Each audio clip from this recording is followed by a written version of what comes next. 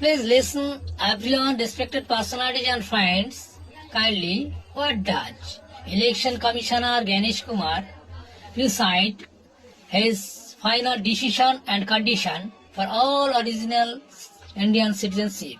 Please listen to me, please. ভারতীয় নির্বাচন commissioner শ্রদ্ধা গণেশ কুমার সমস্ত আসল ভারতীয় নাগরিকদের জন্য তার চূড়ান্ত সিদ্ধান্ত এবং অবস্থানের কথা কিভাবে ব্যাখ্যা করেছেন বা বলেছেন, দয়া করে সমস্ত শ্রদ্ধ ব্যক্তিত্ব এবং বন্ধুরা শুনুন মন দিয়ে, যেগুলো আপনাদের ভবিষ্যতে অনেক কাজে লাগবে।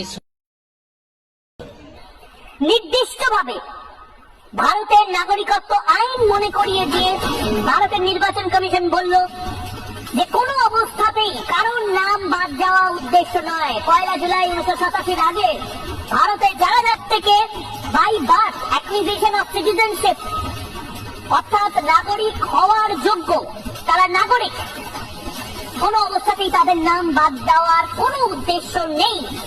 এটা নির্বাচন কমিশনের মাথা ব্যথা। তাদের নাম কিভাবে, কতবার, কত দফায় যাচাই ধরাই বাছাই করার পর যুক্ত করা হবে, কিন্তু রোহিঙ্গাদের নাম বাদ যাবেই।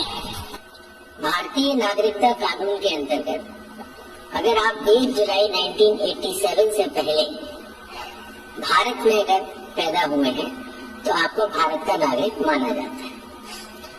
तो जो व्यक्ति 87 या उसके पहले का बॉर्न है, अगर उसमें 18 साल जोड़ देते हैं तो सन आता है 2003, 4 या 5।